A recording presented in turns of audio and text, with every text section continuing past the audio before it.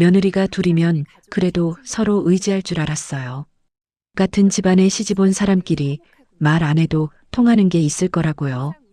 명절에 부엌에서 눈 한번 마주치면 우리끼리는 통하지? 그런 거 있잖아요. 근데요, 우릴 갈라놓는 사람이 따로 있었어요. 항상 웃고 있었고, 항상 우리 편인 척했고, 항상 이렇게 말했어요. 내가 말 안 하려다가 너한테만 말해주는 거야. 그 사람이 전한 말을 나중에 둘이서 맞춰봤어요. 단 하나도 같은 게 없었습니다. 그 사람이 누구일까요? 이 이야기가 궁금하시다면 구독과 좋아요, 알림 설정까지 꽝 눌러주세요. 저는 작은 며느리예요. 시댁 식구들 사이에선 눈치 빠른 애로 통했고 스스로도 그게 틀린 말은 아니라고 생각했어요. 분위기 읽는 건 진짜 빠르거든요. 누가 기분이 좋은지, 누가 불편한지 식탁 위 공기만 봐도 대충 감이 왔어요. 큰 며느리인 형님은 저와는 좀 달랐어요. 말수가 적고 조심스러운 사람이었어요. 시어머니 앞에서도 크게 목소리를 내는 법이 없었고 뭘 부탁받아도 네 하고 조용히 해내는 스타일이었죠. 그래서 저는 처음에 형님이 좀 답답하기도 했어요. 좀 표현을 하지 왜 항상 삼키고만 있을까 하고요. 근데 지금 생각하면 형님은 삼킨 게 아니라 참고 있었던 거예요. 저보다 먼저 이 집의 구조를 몸으로 알고 있었던 건지도 몰라요. 시어머니는요, 첫인상이 정말 좋았어요. 웃을 때 눈이 먼저 웃는 사람 있잖아요. 그런 타입이었어요. 목소리도 부드럽고 말투도 느긋하고 처음 인사드리러 갔을 때 제 손을 두 손으로 감싸주면서 이렇게 말씀하셨어요. 아이고, 예쁜 애가 왔네. 우리 집은 며느리도 딸이야. 편하게 지내자. 그 말이 얼마나 따뜻했는지 몰라요. 친정 엄마한테도 잘 못 듣는 말을 시어머니한테 들으니까 괜히 코끝이 찡했어요.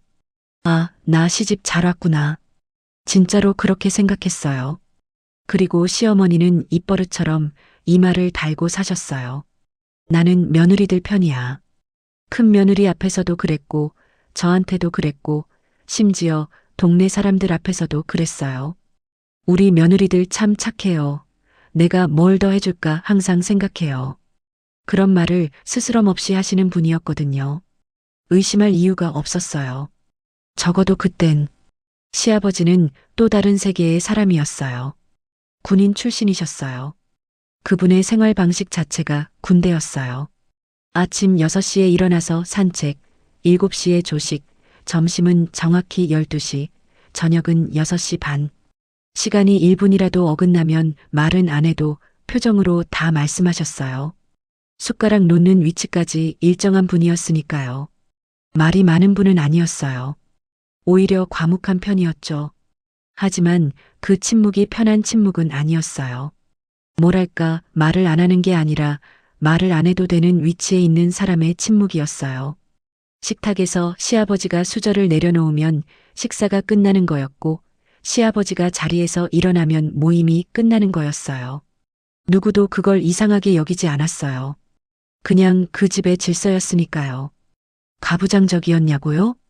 그 단어를 쓰면 시아버지가 뭔가 폭력적이거나 거친 사람 같은 느낌이 드는데 사실 그런 건 아니었어요.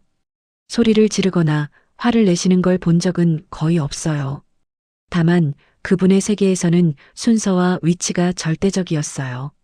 아들이 아버지에게, 며느리가 시어머니에게, 아내가 남편에게. 그게 자연스러운 거라고 믿는 분이었어요. 그래서 시어머니가 무슨 말을 하든 시아버지는 크게 개입하지 않았어요. 집안일은 안 사람 몫이라고 생각하셨으니까요. 시어머니에게 있어서 그건 일종의 면허였어요. 남편이 간섭하지 않는 영역, 며느리들과의 관계, 집안 분위기, 대소사의 결정. 그 모든 게 시어머니의 관할이었고 시아버지는 묵인했어요. 지금 돌이켜보면 그 묵인이 얼마나 많은 걸 가능하게 했는지 모릅니다. 처음 몇 달은 정말 평화로웠어요. 형님과 저는 자주 만나는 사이는 아니었지만 만나면 어색하지 않았어요. 서로 형님 동서하면서 시어머니 흉도 살짝 보고 남편들 투정도 나누고 그런 가벼운 대화가 오가는 사이였어요. 시어머니는 그 사이에서 항상 다리 역할을 자처했어요. 큰애가 너 보고 싶대. 작은애가 언니 챙겨드리고 싶다고 하더라. 그 말들이 사실인지 아닌지 그때는 확인할 생각도 못했어요. 왜냐면 그 말들이 전부 좋은 말이었으니까요. 듣기 좋은 말만 전해주는데 의심할 게 뭐가 있겠어요. 시어머니는 우리 사이에 다리를 놓는 사람이었어요. 적어도 그렇게 보였어요. 그런데요. 다리를 놓는 사람과 다리 위에 서서 양쪽을 구경하는 사람은 달라요. 그걸 알게 된 건 조금 더 시간이 지나서였어요. 형님의 눈빛이 달라지기 시작했을 때, 전화를 받지 않기 시작했을 때, 명절에 눈도 안 마주치던 그 순간, 그때부터였어요. 이 집에서 진짜 무서운 사람이 누구인지 천천히 보이기 시작한 건, 이상한 건 항상 작은 데서 시작돼요. 드라마처럼 누가 소리를 지르거나 식탁을 엎거나 그런 게 아니에요. 현실의 균열은 훨씬 조용히 다가왔어요. 카톡 읽씹 1번, 전화 안 받기 2번, 만났을 때 눈을 살짝 피하는 것. 그런 것들이 쌓이면 어느 순간 공기가 달라져요. 큰 며느리 언니가 변하기 시작한 건 결혼하고 한 8개월쯤 됐을 때였어요. 처음엔 제가 뭘 잘못했나 싶었어요. 명절에 시댁에 갔는데 형님이 저한테 아는 체를 안 하더라고요. 정확히 말하면 인사를 안 한 건 아니에요. 고개는 까딱했어요. 근데 그게 전부였어요. 전에는 왔어? 하면서 앞치마 메고 부엌에서 나오던 사람이 그날은 고개 한번 끄덕이고 다시 돌아서더라고요. 컨디션이 안 좋은가 보다. 그렇게 넘겼어요. 근데 그 다음부터가 문제였어요. 말투가 달라졌어요. 미묘하게요. 예전에는 그거 내가 할게. 넌 앉아있어 하던 사람이 그건 알아서 해로 바뀌었어요. 톤은 같은데 온도가 달랐어요. 무슨 기분 나쁜 일이 있는 사람처럼 말이에요. 한 번은 부엌에서 같이 전 부치고 있는데 제가 반죽을 좀 되게 만들었거든요. 그랬더니 형님이 이렇게 말했어요. 동서는 원래 그렇게 하는 거야? 그냥 물어본 걸 수도 있어요. 근데 그 말 끝에 붙은 미세한 콧바람이 저는 느꼈어요. 눈치 빠른 게 장점이라고 했잖아요. 그게 이럴 때는 단점이 돼요. 안 느껴도 될 걸 느끼거든요. 그때 시어머니가 부엌에 들어오셨어요. 아이고, 둘이서 사이좋게 하고 있네. 그러면서 제 옆에 서시더니 아주 자연스럽게 이 말을 하셨어요. 근데 작은애야, 큰애가 요즘 좀 서운한가 봐. 저는 반죽 묻은 손을 멈추고 올려다봤어요. 네, 뭐가요? 아이, 내가 말 안 하려다가 그냥 말해주는 건데. 내가 말 안 하려다가 말해주는 거야. 이 한 문장 안에 얼마나 많은 게 들어있는지 그때는 몰랐어요. 시어머니는 그날 이렇게 말씀하셨어요. 큰애가 그러더라. 너가 자기 무시하는 것 같대. 가르치듯이 말한다나 뭐라나. 저는 순간 멍했어요. 건방지다고? 내가 언제? 머릿속으로 최근 한 달간 형님한테 한 말들을 전부 되감았어요. 아무리 생각해도 그런 말을 한 적이 없었어요. 근데 시어머니가 그렇다고 하니까 내가 모르는 사이에 그런 인상을 줬나? 하고 자책이 먼저 올라왔어요. 제가 뭘 잘못했을까요? 그러자 시어머니가 제 등을 토닥이면서 말했어요. 아니야, 내 잘못은 아닌데 그냥 큰애가 좀 예민하잖아. 내가 좀 맞춰줘. 내가 아랫사람이잖아. 그 뒤로 저는 형님한테 조심하기 시작했어요. 말을 고르고 톤을 낮추고 괜히 나서지 않으려고 했어요. 근데 이상한 거 알아요? 제가 조심하면 할수록 형님은 더 차가워졌어요. 뭐가 잘못된 건지 모르겠는데 분명히 뭔가가 계속 어긋나고 있었어요. 나중에 안 사실인데요. 그 시기에 형님도 시어머니한테 똑같은 말을 듣고 있었어요. 얘기 중에 작은애가 내 얘기를 하더라. 너 살림도 못하고 음식도 맨날 사 먹는다고 그러더라. 형님이 차가워진 이유가 저 때문이 아니었어요. 시어머니가 형님 귀에 넣은 말 때문이었어요. 그리고 저한테는 또 형님이 서운해한다고 했고요. 양쪽 다 진짜라고 믿었어요. 왜냐면 전달하는 사람이 다른 사람도 아니고 우리가 사이좋게 지내길 바라는 어머님이었으니까요. 지금 생각하면 그게 제일 무서운 거예요. 소리 지르는 사람은 피할 수 있어요. 화내는 사람은 대응이라도 하죠. 근데 웃으면서 불안을 심는 사람은요, 피할 수가 없어요. 왜냐면 그 사람이 불안의 원인이라는 걸 모르니까요. 시어머니는 절대 나쁜 말을 직접 하지 않았어요. 항상 누가 그러더라였어요. 항상 전달자였고, 항상 걱정하는 얼굴이었고, 마지막엔 이렇게 말씀하셨어요. 내가 괜히 말했나? 너무 신경 쓰지 마. 그 말이 또 절묘해요. 신경 쓰지 말라는 말이 오히려 신경을 쓰게 만들잖아요. 신경 쓰지 말라는 건 그만큼 심각하다는 뜻인가? 이렇게 되는 거예요. 불안이라는 게 그래요. 한번 심기면 알아서 자라요.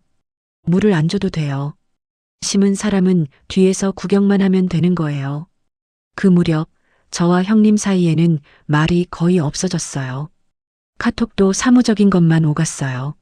명절 몇 시에 가요? 반찬 뭐 가져갈까요? 그런 것만요. 예전처럼 남편 흉도 시어머니 투정도 없었어요. 서로가 서로를 경계하고 있었으니까요. 근데 이상하게 시어머니는 그 시기에 더 밝아 보였어요. 우리 며느리들 다들 바쁘지? 그래도 명절엔 다 모여야지. 양쪽 다 불편한 걸 뻔히 알면서 모이게 만들고 그 자리에서 분위기를 관찰하는 것 같았어요. 물론 그때는 그게 관찰인 줄 몰랐어요. 그냥 시어머니는 가족이 모이는 걸 좋아한다고 생각했으니까요. 사람은 보고 싶은 대로 봐요. 저는 시어머니를 믿고 싶었어요. 이 사람만은 내 편이라고 진짜로 나를 걱정해서 말해주는 거라고요.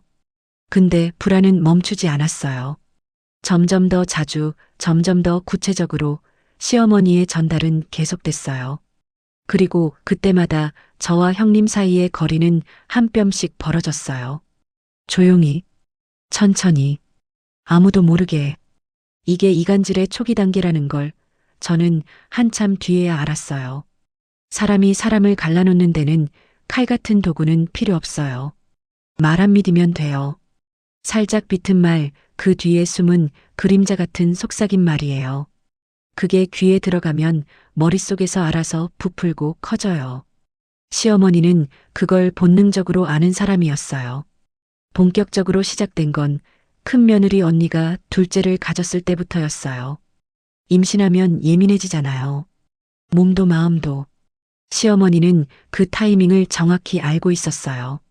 아니, 알고 있었다기보다 이용할 줄 알았어요. 의도가 있었는지 없었는지는 솔직히 지금도 모르겠어요. 다만 결과적으로 그 시기에 시어머니의 말들은 훨씬 더 날카로워졌어요. 어느 날 시어머니가 저한테 전화를 하셨어요. 별일 아닌 것처럼 안부를 묻다가 슬쩍 이렇게 말씀하셨어요. 큰애가 요즘 힘든가 봐. 그래서 그런지 너한테도 서운한 게 많은가 보더라고. 또요? 제가 뭐래요? 아이, 뭐 내가 살림을 대충 하고 시댁 오면 좀 성의 있게 하지. 맨날 사서 가져온다고. 저는 할 말을 잃었어요. 명절 때 저는 항상 반찬을 직접 만들어서 갔거든요. 새벽부터 일어나서 잡채 만들고 전 부치고 한 번은 갈비찜까지 해간 적도 있어요. 그런데 사온 것만 가져온다고요? 그건 사실이 아니었어요. 근데 반박을 못했어요. 왜냐면 그 말을 한 사람이 형님라고 하니까. 형님이 정말 그렇게 느꼈으면 어쩌지 하는 마음이 먼저 들었거든요. 시어머니는 제가 흔들리는 걸 확인하고 나서 꼭 이 말을 덧붙였어요. 너한테만 말하는 거야. 큰애한테는 모르는 척해. 이 말이 왜 무서운지 아세요? 비밀을 공유한다는 느낌을 주거든요. 나만 아는 정보, 나만 들은 이야기. 그러면 자연스럽게 상대방에 대한 경계심이 올라가요. 형님은 저런 생각을 하면서 내 앞에선 아무렇지 않은 척했구나. 이렇게 되는 거예요.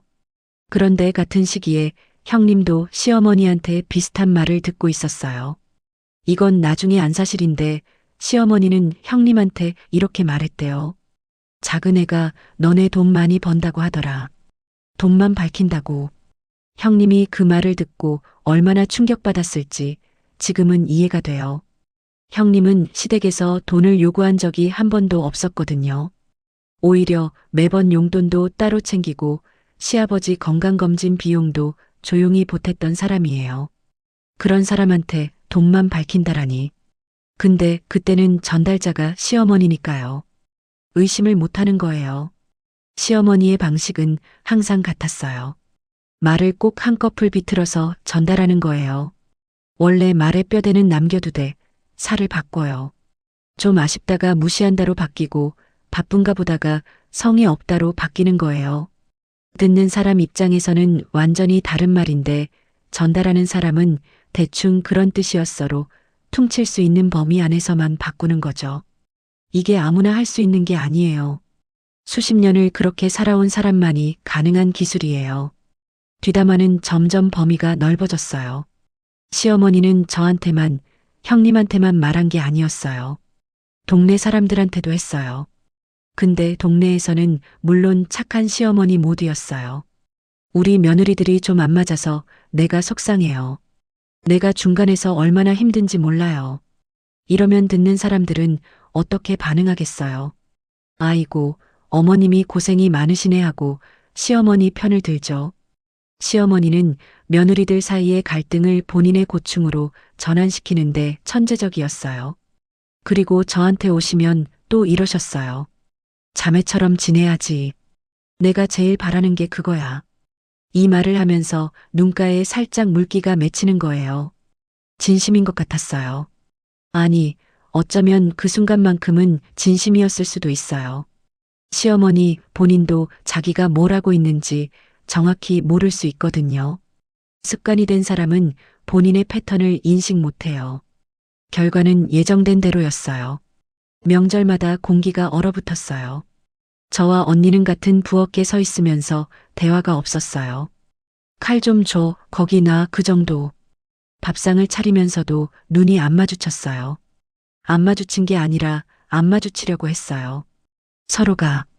거실에서 시아버지는 뉴스를 보고 남편들은 폰을 만지고 시어머니는 과일을 깎으면서 이렇게 말했어요. 우리 다 모이니까 좋다, 이게 가족이지. 아이러니하죠. 그 자리에서 가장 외로운 사람은 며느리 둘이었어요. 같은 식탁에 앉아 있는데 서로에게 벽을 치고 있었으니까요. 그리고 그 벽을 만든 사람은 지금 웃으면서 과일을 깎고 있었어요. 시어머니는 한 번도 직접 싸운 적이 없어요. 한 번도 목소리를 높인 적이 없어요. 한 번도 나쁜 사람의 자리에 선 적이 없어요. 항상 중간이었고, 항상 걱정하는 사람이었고, 항상 내가 말 안 하려다가 하는 사람이었어요. 그게 제일 완벽한 방식이에요. 손에 피가 안 묻으니까. 갈등은 며느리들 사이에서 일어나고 시어머니는 양쪽을 위로하는 포지션에 앉는 거예요.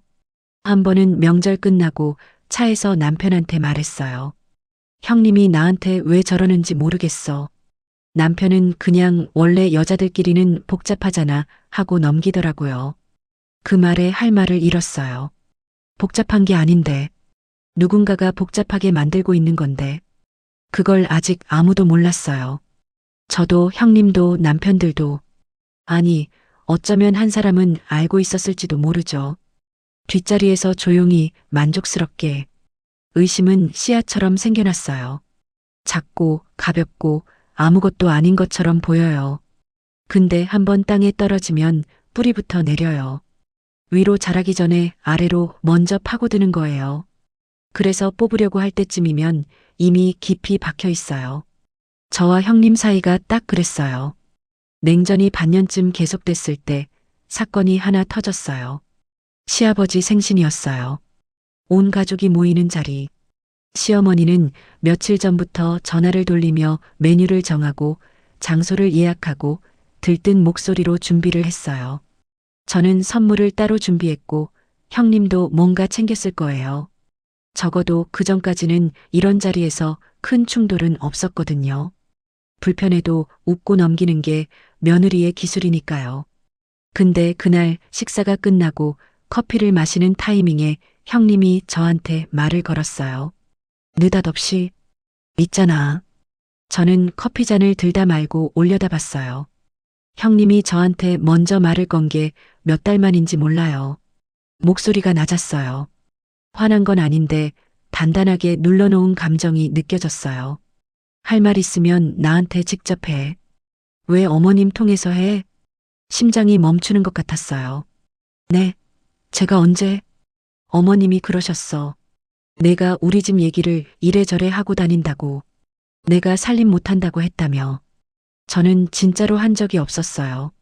단 한 번도. 형님네 살림에 대해 누구한테 말한 적이 없어요.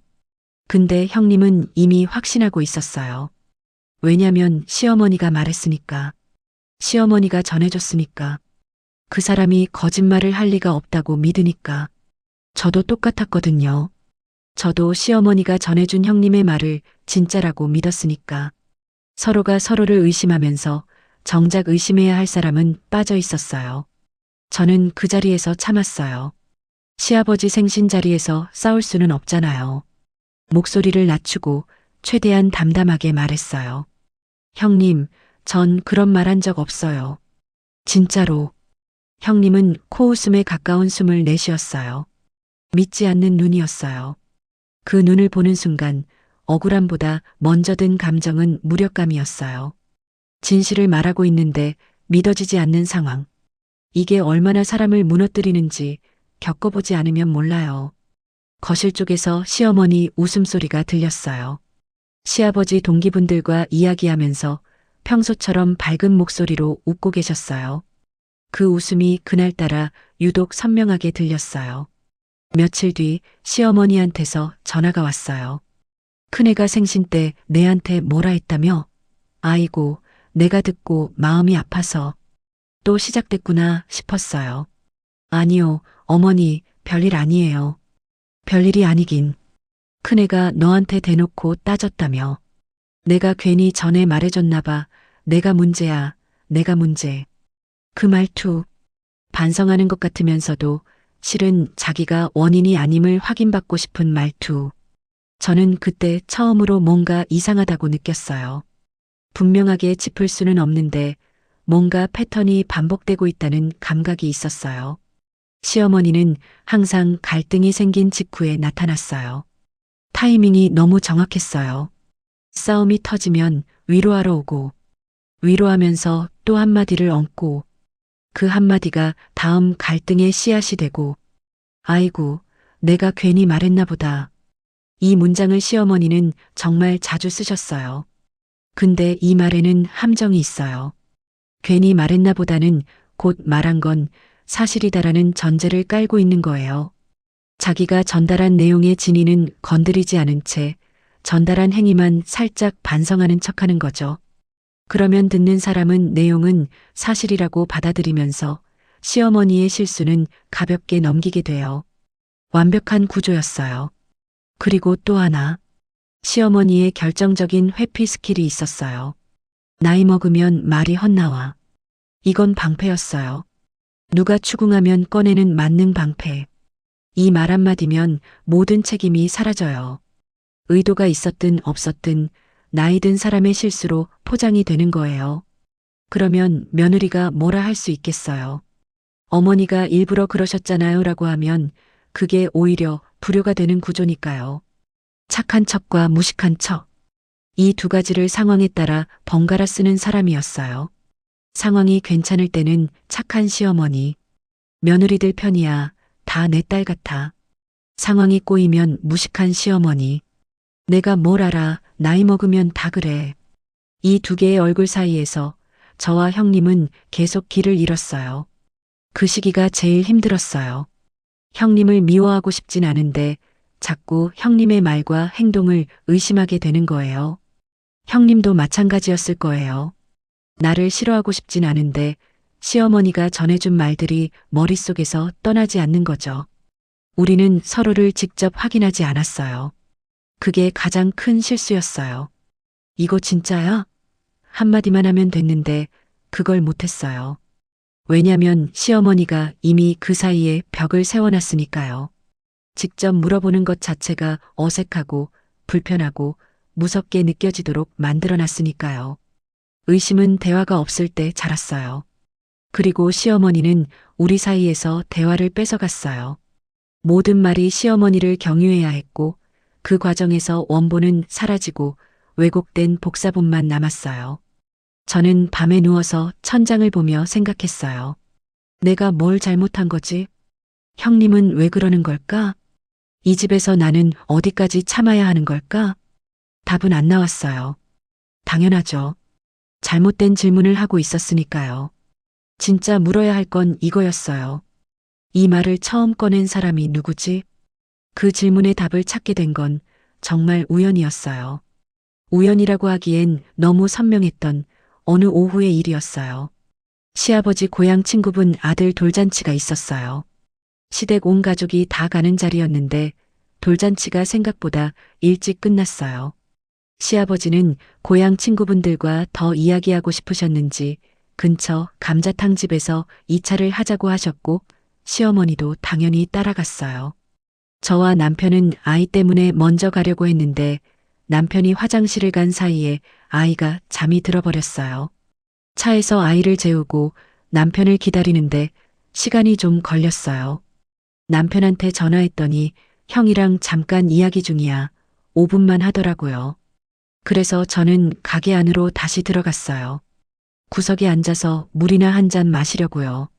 감자탕 집이 넓은 곳이 아니었어요. 방이 2개 있었는데 시아버지 일행은 안쪽 방이었고 저는 바깥쪽 테이블에 앉았어요. 방문이 완전히 닫혀 있지 않았어요. 한 뼘쯤 열려 있었어요. 거기서 시어머니 목소리가 들렸어요. 처음엔 그냥 웅성거리는 소리였어요. 시아버지 친구분 부인들과 이야기하는 것 같았어요. 보통 이런 자리에서 하는 이야기가 뭐겠어요. 자식 자랑, 손주 자랑, 건강 이야기. 저도 신경을 안 쓰고 있었어요. 근데 며느리라는 단어가 귀에 걸렸어요. 사람 귀가 원래 그래요. 아무리 시끄러운 데서도 자기와 관련된 단어는 골라서 들리죠. 저는 숨을 멈추고 귀를 기울였어요. 시어머니 목소리였어요. 분명하게. 큰애는요, 계산적이에요. 겉으로는 조용한데 속으로는 다 따져요. 시댁에서 뭘 해줘도 표현이 없다니까요. 받을 줄만 알지. 동네 아주머니가 에이, 설마 하는 소리가 들렸어요. 시어머니가 이어서 말했어요. 진짜예요. 그리고 작은 애는요, 성질이 있어요. 겉으론 활발해 보이는데 한번 삐치면 꽁해가지고 무섭다니까요.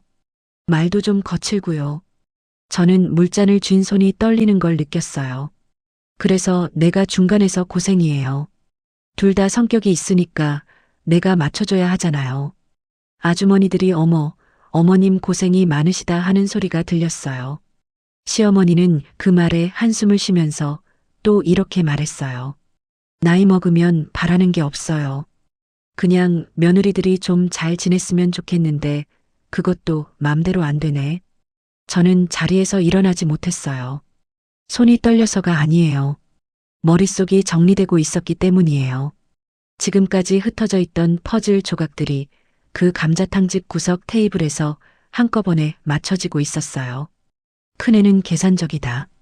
이 말, 시어머니가 저한테 한 적 있어요. 큰 며느리가 좀 계산적인 면이 있어서 내가 이해해줘야 해.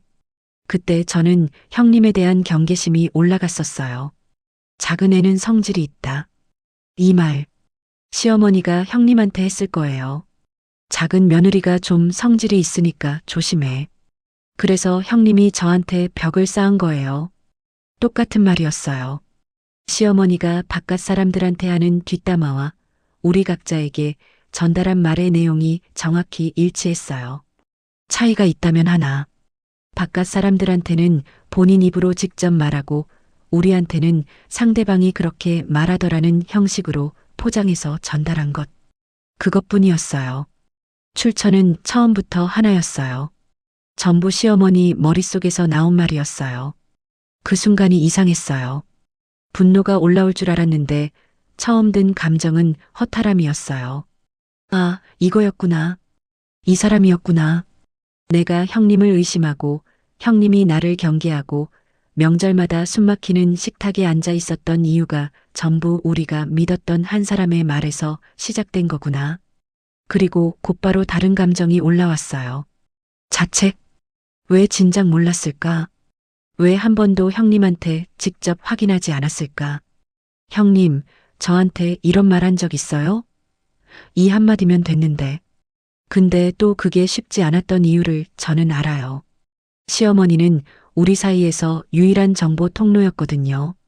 모든 말이 시어머니를 거쳐서 왔고 그 사람의 신뢰도를 의심한다는 건 곧 시댁 전체를 의심하는 것과 같은 무게였으니까요. 며느리로서 감당하기엔 너무 큰 도박이었어요. 시어머니는 그걸 알고 있었을까요? 우리가 감히 자기를 의심하지 못할 거라는 걸 아마 알고 있었을 거예요. 무의식적으로라도. 감자탕 집에서 나오면서 남편이 물었어요. 왜 얼굴이 그래?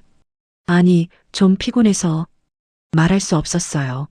아직은 정리가 안 됐으니까요. 근데 한 가지는 확실해졌어요. 이건 형님과 나의 문제가 아니었다는 것. 처음부터 단 한 번도 우리 둘 사이에 문제였던 적이 없었다는 것. 차 안에서 잠든 아이 얼굴을 보면서 생각했어요. 이 사람은 갈등을 말로 만들고 그 갈등을 구경하면서 살아가는 사람이구나. 이간질이 습관인 사람. 그게 성격이 된 사람.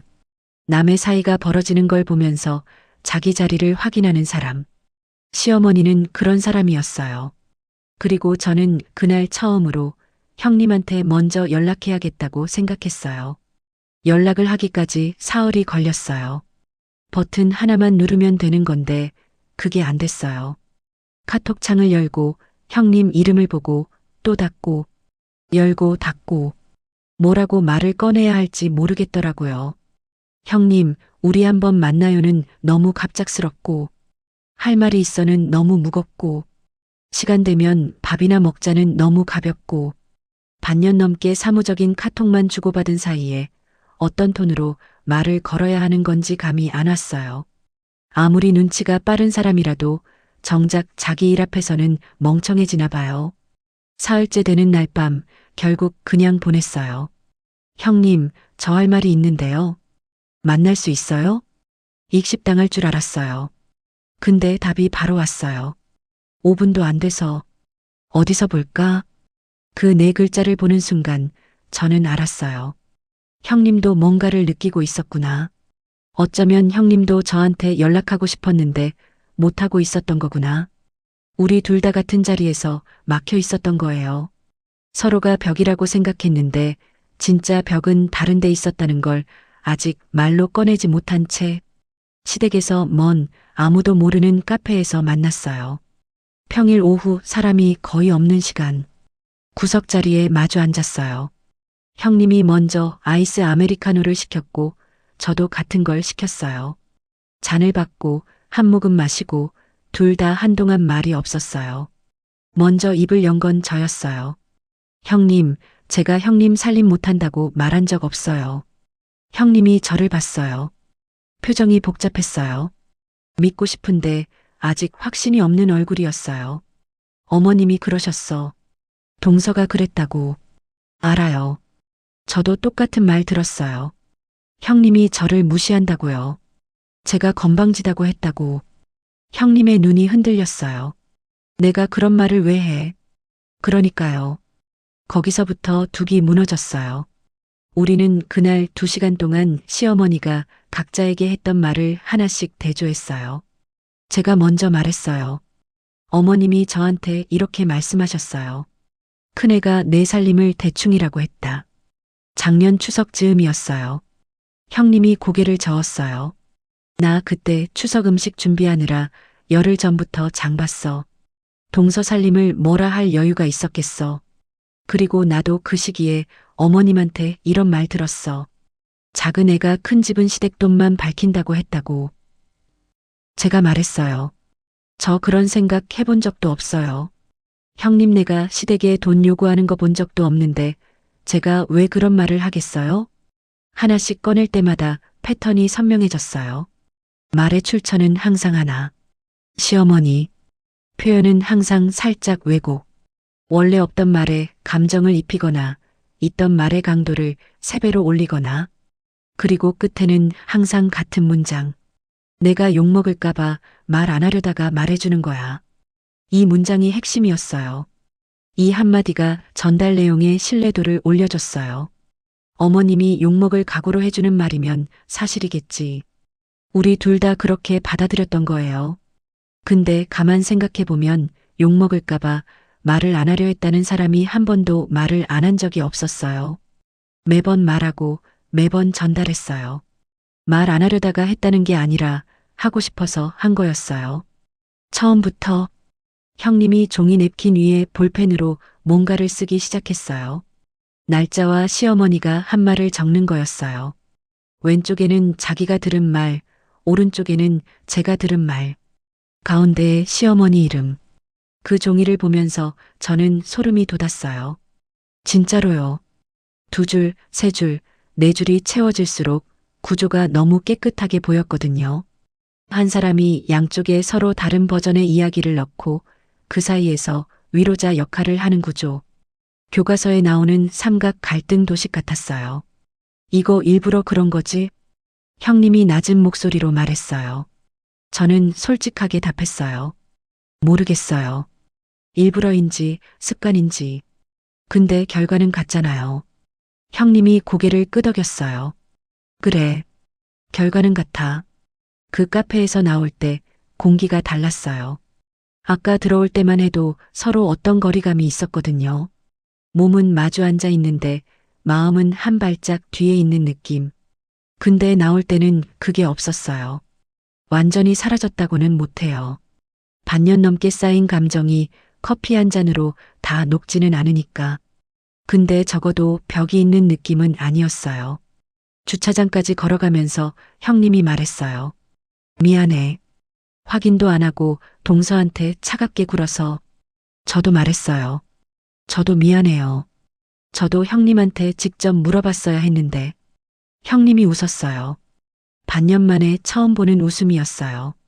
예전처럼 환한 웃음은 아니었지만 적어도 진짜 웃음이었어요. 우리 바보 같다, 진짜. 네. 둘 다 바보였어요. 차에 타기 전에 형님이 물었어요. 그래서 어떡할 거야? 저는 생각해뒀던 게 있었어요. 감자탕 집에서 돌아온 그날 밤부터 머릿속에서 지우지 못한 장면이 하나 있었거든요. 형님, 시아버지 군인 동기 모임 있잖아요. 다음 달에 가족 식사한다고 했죠? 응. 어머님이 벌써부터 신나 있더라. 거기서 해요. 뭘? 말을 돌려주자고요. 어머님이 우리한테 한 말 그대로. 형님이 저를 봤어요. 놀란 눈이 아니었어요. 오히려 기다렸다는 눈이었어요. 같이? 같이요. 형님이 차 문을 열면서 말했어요. 그래. 같이 하자. 돌아오는 차 안에서 저는 창밖을 보면서 생각했어요. 처음 시집와서 시어머니가 제 손을 잡고 했던 말. 우리 집은 며느리도 딸이야.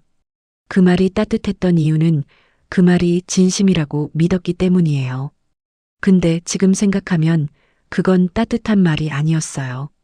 묶어두는 말이었어요. 딸이라는 이름으로 묶어두고 그 안에서 제어하는 거였어요. 딸은 엄마한테 반항하면 안 되니까요. 근데 우리는 딸이 아니에요. 처음부터. 그리고 이제는 시어머니도 그걸 알게 될 거예요. 그날이 왔어요. 시아버지 군인 동기 모임 겸 가족 식사. 시어머니가 한 달 전부터 들떠있던 자리. 장소는 시아버지가 늘 가시던 한정식 집이었어요. 방이 넓고 테이블이 길고 자리 배치까지 정해져 있는 그런 곳. 시아버지 동기분 4분과 그 부인들, 시아버지 시어머니, 큰아들 부부, 작은아들 부부, 총 12명. 시어머니는 이 자리를 좋아했어요. 아니, 좋아하는 정도가 아니었어요. 필요로 했어요. 이런 자리에서 시어머니는 빛이 났거든요. 우리 며느리들 너무 착해요. 우리 집은 화목해요. 제가 복이 많죠 하면서 가족의 대표 얼굴을 하는 자리. 시어머니의 정체성 그 자체였어요. 저는 아침부터 속이 울렁거렸어요. 긴장이 아니라 각오의 무게 때문이었어요. 형님한테 아침에 카톡을 보냈어요. 오늘이에요. 답이 왔어요. 응. 준비됐어. 식사가 시작됐어요. 한정식이 하나씩 나오고 시아버지가 동기분들과 건배를 하고 시어머니가 부인들과 이야기꽃을 피우고 평소와 똑같은 풍경이었어요. 시어머니는 갈비찜이 나오자 제 접시에 한 점 덜어주면서 말했어요. 우리 작은 며느리 많이 먹어. 살 좀 쪄야지. 웃으면서요. 늘 그렇듯. 저는 감사합니다 하고 웃었어요. 디저트가 나올 즈음 분위기가 느슨해졌어요. 동기분들이 옛날 군대 이야기를 하면서 웃고 부인들은 손주 사진을 보여주고 다들 배가 부르고 기분이 좋은 상태. 시어머니도 얼굴이 발갛게 상기돼서 식혜를 마시고 있었어요. 저는 형님을 봤어요. 형님도 저를 봤어요. 눈이 마주쳤어요. 형님이 아주 작게 고개를 끄덕였어요. 지금 저는 식혜 잔을 내려놓고 목소리를 가다듬었어요. 크게 말할 필요 없었어요. 테이블이 길어도 사람이 12명이면 한쪽에서 말하면 다 들리거든요. 저기 잠깐 말씀드려도 될까요? 대화가 멈췄어요. 시아버지가 저를 보셨어요. 시어머니도요. 동기분들도 뭐지 하는 표정으로 저를 봤어요. 다른 게 아니라 저희 며느리들끼리 그동안 좀 사이가 안 좋았었거든요. 시어머니 표정이 살짝 변했어요. 입꼬리가 미세하게 내려간 거 저는 봤어요. 하지만 곧 원래대로 돌아왔어요. 아이고, 그런 이야기를 여기서 왜 하려는 듯 입을 열었는데 제가 먼저 말했어요. 근데 최근에 서로 이야기를 해보니까 오해가 있었더라고요. 그래서 어머님께 여쭤보고 싶은 게 있어서요. 시어머니가 웃으면서 말했어요. 뭘 여쭤봐, 물어봐 뭐든지. 여유로운 톤이었어요. 아직은요. 저는 또박또박 말했어요. 어머님이 저한테 이렇게 말씀하신 적 있으세요? 큰 며느리가 작은 며느리 살림을 대충이라고 했다고요. 시어머니 눈이 한번 깜빡였어요. 그리고 큰 며느리가 나를 건방지다고 했다고도 하셨어요. 시어머니가 웃음을 유지하면서 말했어요. 아이, 내가 그랬나? 기억이 잘. 그때 형님이 입을 열었어요. 어머님, 저한테는 이렇게 말씀하셨어요. 작은 애가 형님은 돈만 밝힌다고 했다고요. 시어머니 손이 멈췄어요. 식혜에 잔을 잡고 있던 손이요. 형님이 이어서 말했어요. 그리고 작은 애가 제 뒷담화를 하고 다닌다고도 하셨어요. 테이블이 조용해졌어요. 저는 마지막으로 말했어요. 저희 둘이 확인해 봤어요. 어머님이 저한테 큰 며느리가 그랬다고 하신 말, 형님은 한 적이 없대요. 어머님이 형님한테 작은 애가 그랬다고 하신 말, 저도 한 적이 없고요. 숨소리만 들렸어요. 같은 시기에 서로에 대해서 한 적 없는 말을 서로 들었어요. 전달해 주신 분은 한 분이고요. 시어머니 얼굴이 하얘졌어요. 생전 처음 보는 표정이었어요. 당황도 아니고 분노도 아니고 뭐라 해야 할까? 들킨 사람의 얼굴이었어요. 본인이 들킬 거라고 한 번도 생각해 본 적 없는 사람이 갑자기 조명을 받은 것 같은 얼굴. 시어머니가 입을 열었어요. 아니, 그게 내가 말을 좀 잘못 전한 것 같은데. 아무도 말이 없었어요. 동기분 한 분의 부인이 물잔을 들었다가 내려놓는 소리가 유난히 크게 들렸어요. 내가 원래 기억력이 안 좋잖아. 나이 먹으면 말이 헛나오고 그러잖아. 또 그 말이었어요. 만능 방패. 나이 먹으면 말이 헛나온다. 근데 이번에는 그 방패가 작동하지 않았어요. 왜냐면 이 자리에 있는 사람들이 전부 다 비슷한 나이거든요. 시아버지 동기분들, 그 부인들, 전부 60대 후반에서 70대. 시어머니만 말이 헛나오는 나이인 게 아니에요. 누구도 맞아, 나이 먹으면 그럴 수 있지 하고 받아주지 않았어요. 정적이 길어졌어요. 저는 더 말하지 않았어요. 형님도요. 우리가 할 말은 끝났어요. 고함을 지를 필요도, 욕을 할 필요도 없었어요. 말의 모수는 이미 공개됐고 이 테이블 위에 그대로 놓여 있었어요. 치울 수 있는 건 시어머니뿐이었어요. 근데 시어머니는 치우지 못했어요. 그런 뜻이 아니었어. 내가 너희를 생각해서. 문장이 끝나지 않았어요. 뒤로 갈수록 목소리가 작아졌어요. 그때 시아버지가 수저를 내려놓으셨어요. 그 소리가 방 전체에 울렸어요. 조용한 방에서 쇠가 그릇에 닿는 소리는 생각보다 크거든요.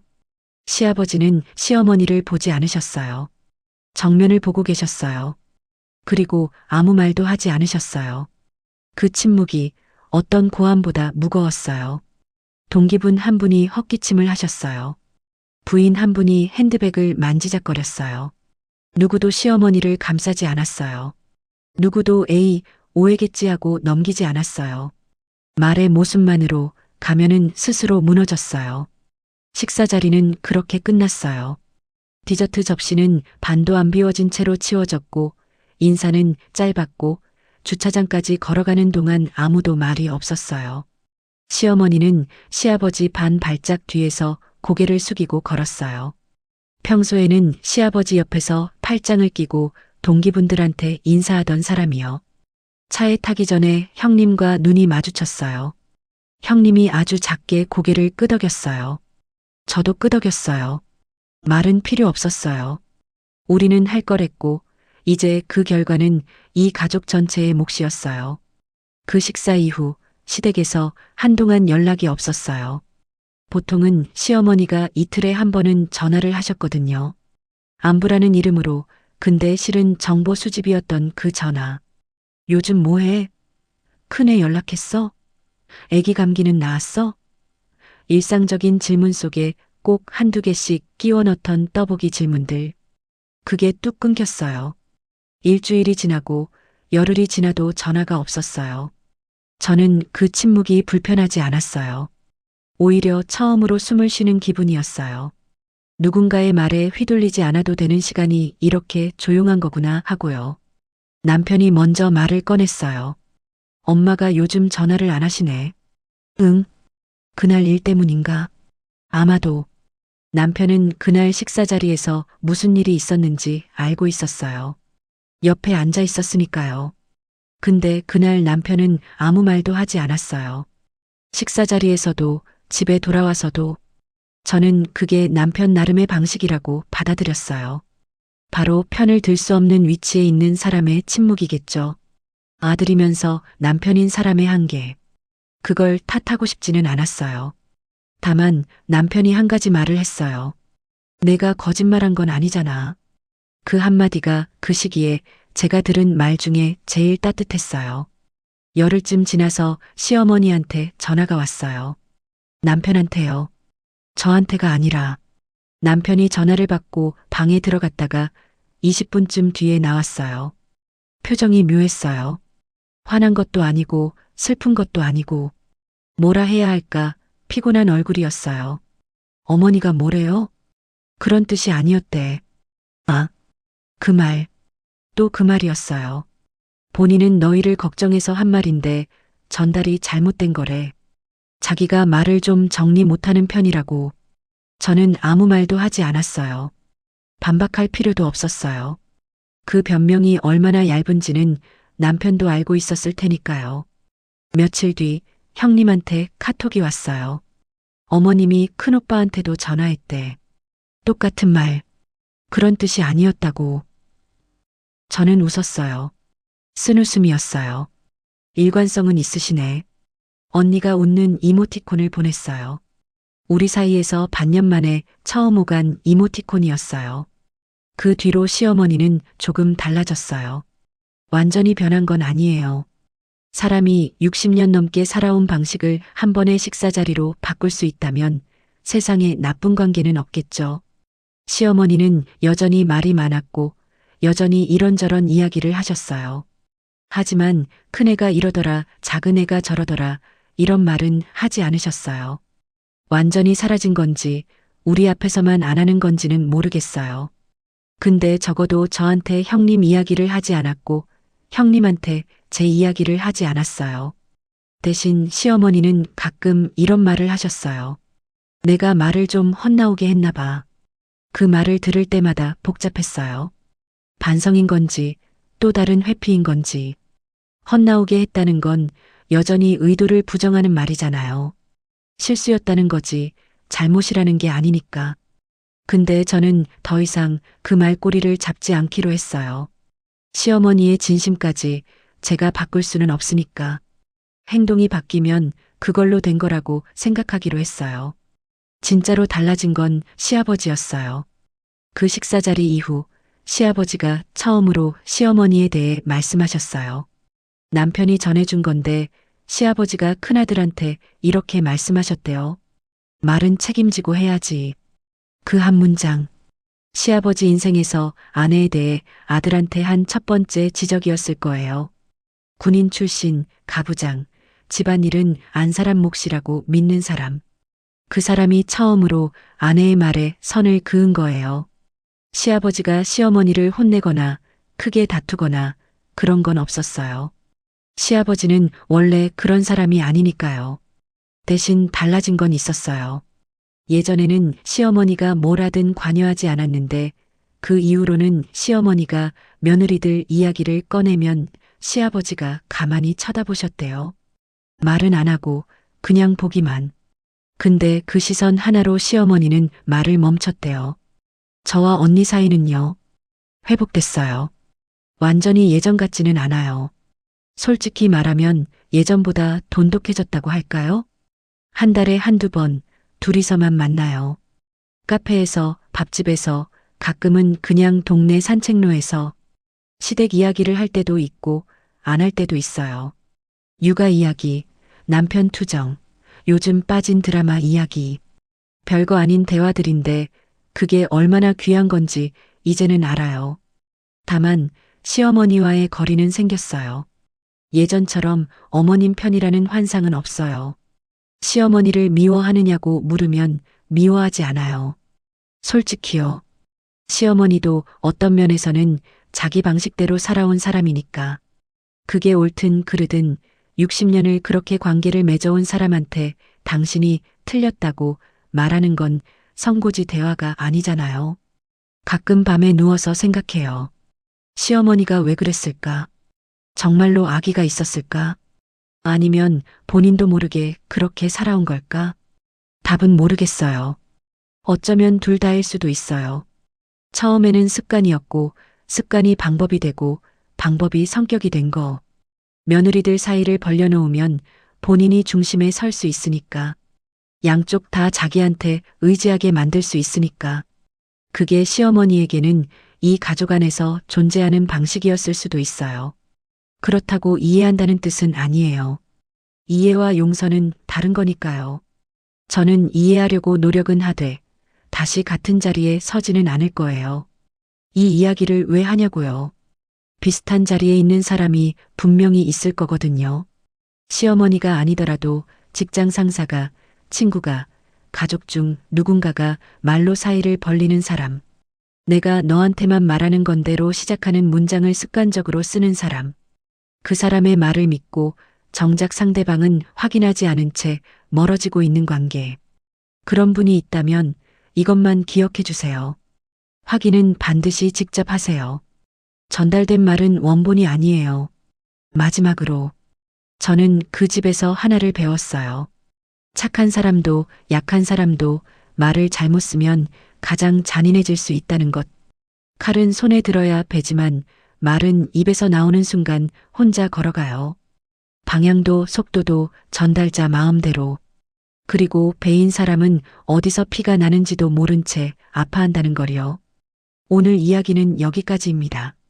남에서 가족이 된 사이 서로 존중하고 진심으로 대할 수 있다면 얼마나 좋을까요? 우리 모습은 항상 우리 어떤지 가족을 잘 생각해보는 챙겨줘서 시간이 고맙다. 되셨기를 바랍니다. 시청해주셔서 감사합니다.